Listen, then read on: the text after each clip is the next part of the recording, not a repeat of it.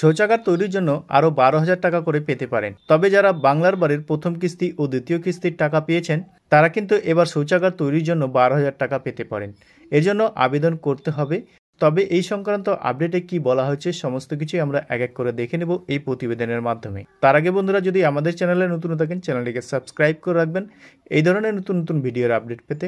তো চলুন বন্ধুরা, ভিডিওটাকে শুরু করা যাক। দেখুন, এই সংক্রান্ত আপডেটে বলা হচ্ছে বাংলার বাড়ি প্রকল্পের উপভোক্তাদের দেওয়া হবে শৌচাগারের টাকা, সেই জন্য তাদের পৃথকভাবে আবেদন করতে হবে। কিন্তু সরকারি পরিসংখ্যান বলছে উত্তর 24 পরগনা জেলার জন্য এই আবেদন খুবই কম। তো আপনারা ইতিমধ্যে দেখতে পাচ্ছেন বাংলার বাড়ি প্রকল্পের উপভোক্তারা কিন্তু শৌচাগারের তৈরির জন্য 12,000 টাকা কিন্তু পেতে পারেন। এই টাকা আপনারা কিভাবে পাবেন সে বিষয়ে আপনারা কিন্তু জানতে পারবেন। তো ভিডিওটা প্রথম থেকে শেষ পর্যন্ত দেখুন, তাহলেই সমস্ত কিছুই আপনারা বুঝতে পারবেন। দেখুন, এখানে বলা হয়েছে বাংলার বাড়ি প্রকল্পের উপভোক্তাদের দেওয়া হবে শৌচাগারের টাকা, সেই জন্য তাদের পৃথকভাবে আবেদন করতে হবে। তো আপনারা এখানে দেখতে পাচ্ছেন যেমনটা আপনারা বাংলার বাড়ির 1,20,000 টাকা আপনারা পেয়েছেন, তার সঙ্গে সঙ্গে আপনারা কিন্তু 12,000 টাকা কিন্তু আপনারা পেতে পারেন এই শৌচাগার তৈরির জন্য। তো আপনারা যদি এই টাকা পেতে চান তাহলে আপনাদেরকে কিন্তু আবেদন করতে হবে পৃথকভাবে। কিন্তু সরকারি পরিসংখ্যান বলছে উত্তর 24 পরগনা জেলায় শৌচাগারের জন্য এই আবেদন খুবই কম। তবে যারা আবেদন করেছিলেন তাদের মধ্যে প্রায় সব উপভোক্তাই টাকা পেয়ে গিয়েছেন। এই উপভোক্তাদের অনেকেই আবার শৌচাগার তৈরির কাজও শেষ করে ফেলেছেন, বাকিরা দ্রুত কাজ শেষ করতে চাইছেন।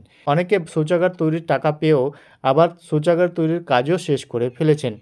তারপরে বলছে উত্তর 24 পরগনা জেলায় 81,981 জন উপভোক্তার বাংলার বাড়ি প্রকল্পের প্রথম দফায় 60,000 টাকা করে দিয়েছিলেন রাজ্য সরকার। ইতিমধ্যে যে সমস্ত উপভোক্তার লিল্টন পর্যন্ত ঢালাই হয়ে গিয়েছে তাদের দ্বিতীয় কিস্তির 60,000 টাকা করে দেওয়া হয়েছে।